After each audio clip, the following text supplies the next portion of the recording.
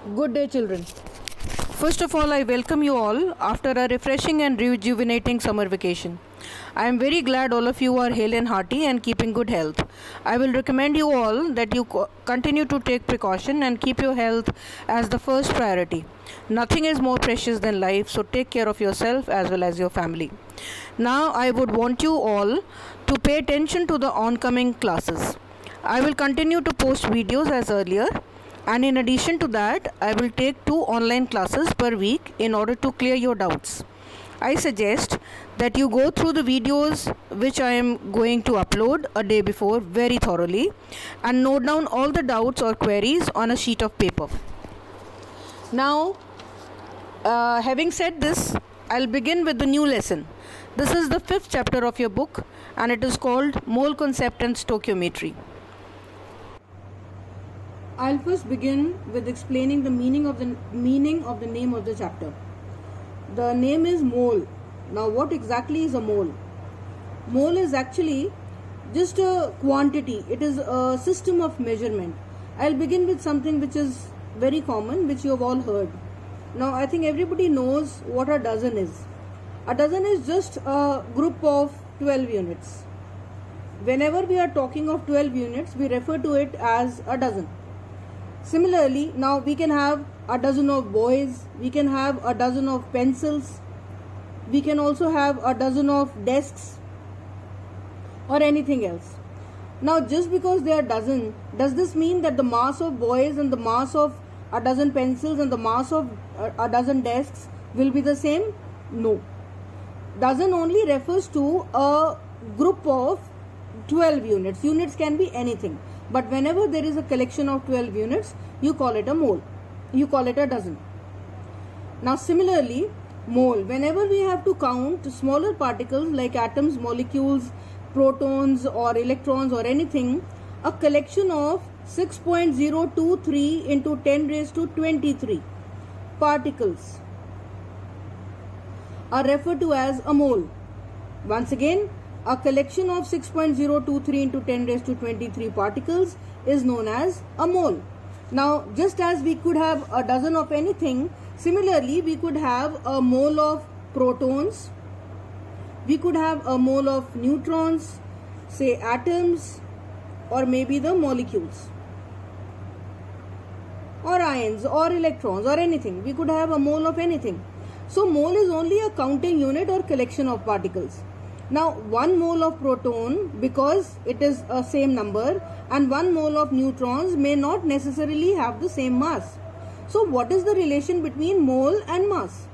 So, first of all, you must understand that 1 mole is equal to a collection of 6.023 into 10 raised to 23 particles, which is equal to gram atomic mass or gram molecular mass. And the volume of 1 mole of anything is always 22.4 liters at STP. I'll just explain you the meaning of this. Now, you know what is mole, you know what is the number of particles, this is the number of particles. Now, what do you mean by gram atomic mass or gram molecular mass?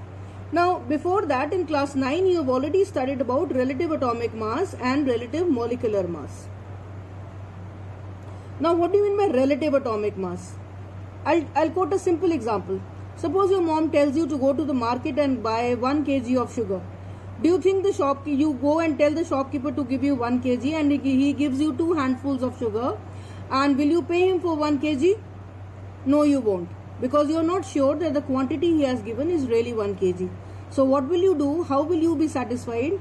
Only when in a measuring beam balance, he will keep 1 kg of weight in one and an equal quantity of sugar in the other, and only when they will be equal you will say that the quantity is 1 kg and you will not mind paying for 1 kg.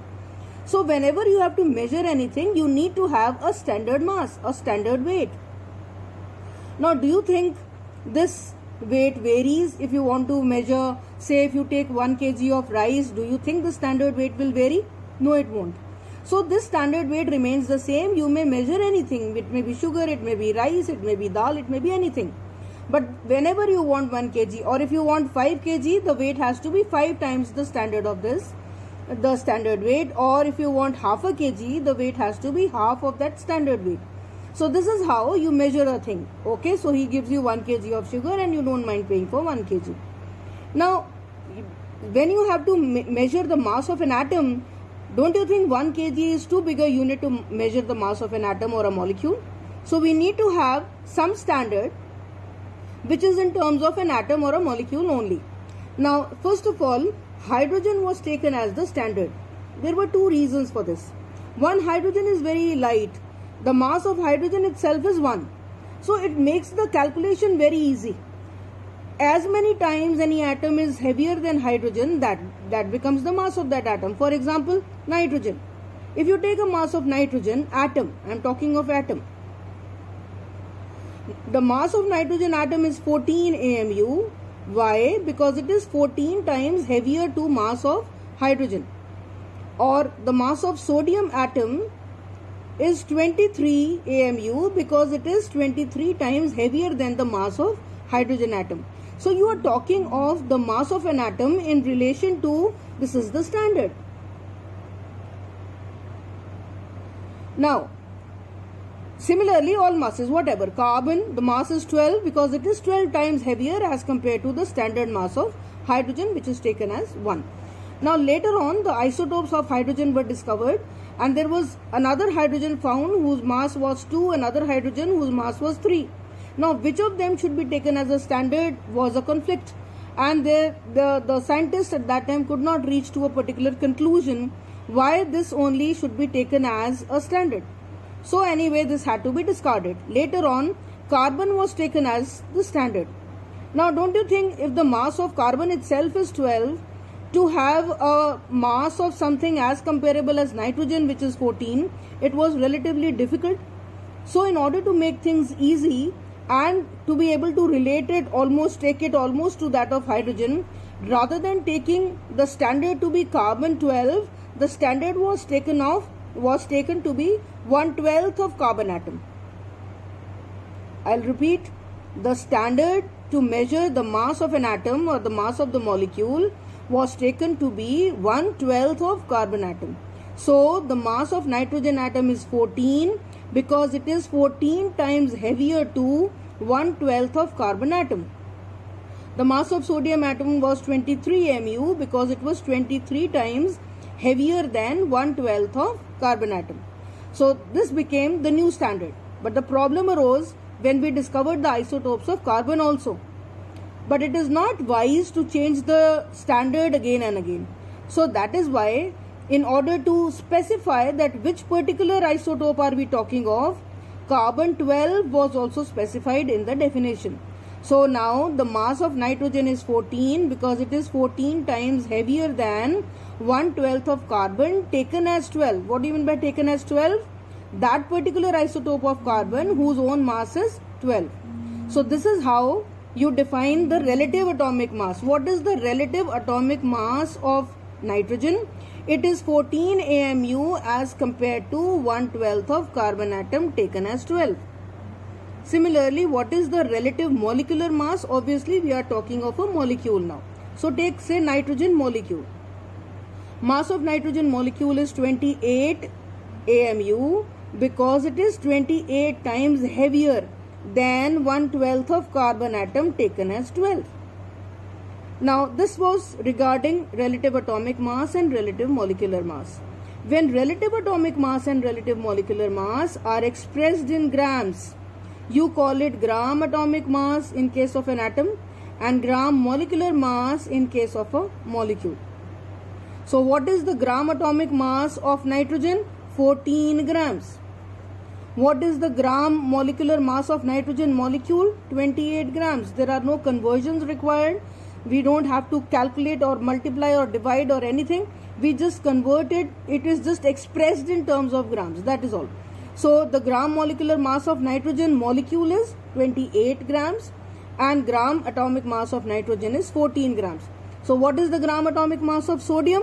It is 23 grams. What is the gram molecular mass of, say, sodium chloride? It is 23 plus 35.5, 58.5 grams. 58.5 grams is the gram molecular mass of NaCl. You already know how to calculate the molecular mass by adding the mass of all the atoms. So 1 mole has this many particles, and 1 mole of any substance has a mass. If it is an atom, 1 mole of an atom, the mass is equal to gram atomic mass. Otherwise it is equal to gram molecular mass in case of a molecule. If we have a mole of a gas, then at standard temperature and pressure, 1 mole of any gas, any nitrogen, carbon dioxide or ammonia or methane, any, all of them will have a volume of 22.4 liters. This was regarding mole. I have just told you very briefly about what a mole is. Now what is the meaning of stoichiometry? Stoichiometry. Stoichiometry is a branch of chemistry which deals with the relation between quantities of substances taking part in a reaction. Alright, so that means whenever two things, for example, you want to prepare say 1 kg of NaCl. So you will react NaOH with HCl, and then you will prepare NaCl and H2O. So if 1 kg of NaCl is required, how much of HCl and how much of NaOH should be taken so that we don't prepare it more than the required quantity or less than the required quantity. So these kind of measurements or such a quantitative study is known as stoichiometry. So this was regarding the name of the chapter. Now the first topic which we are going to do is vapor density. Vapor density. What is vapor density? Density of a vapor, again, as compared to the standard. What was the standard? Hydrogen. Alright, so what is vapor density? I will tell you. First of all, vapor density is the mass of certain volume of a gas at STP over mass of same volume of hydrogen again at STP. So this is known as vapor density. That means how dense is a vapor or a gas as compared to the same volume of hydrogen at standard temperature and pressure. This is known as volume density. Vapor density. So vapor density the certain volume can be taken as 1 liter also. Mass of certain volume means I have taken 1 liter. Mass of 1 liter of a gas at STP divided by mass of 1 liter of hydrogen at STP. This is also known as vapor density. Now 1 liter, let us presume, has n number of molecules. Mass of 1 liter of any other gas also has n number of molecules. Now instead of taking n molecules, can we take 1 molecule? So mass of 1 molecule of a gas at a particular temperature and pressure divided by mass of 1 molecule of hydrogen again at standard temperature and pressure is also known as vapor density. Now we don't know about any other gas, but we know that the atomicity of hydrogen is 2. Atomicity of hydrogen is 2. What does this mean? It means that 1 molecule of hydrogen will contain 2 atoms. So the same thing can be written as mass of 1 molecule of a gas at STP divided by mass of 2 atoms of hydrogen at STP. This will also be vapor density. Now if you multiply both the equations by 2, multiplying both equations by 2, this 2 gets cancelled. So this becomes 2 into vapor density is equal to mass of 1 molecule of a gas divided by mass of 1 atom of hydrogen, which is the same as molecular mass. Mass of 1 molecule of a substance divided by mass of 1 atom of hydrogen is the same as molecular mass. So the relation is 2 into vapor density is molecular mass. Mass of a molecule is equal to twice the vapor density.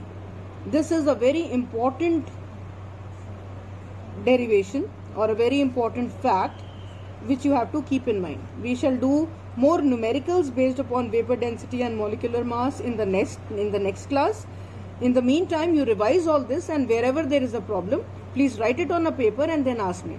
Alright children, have a good day.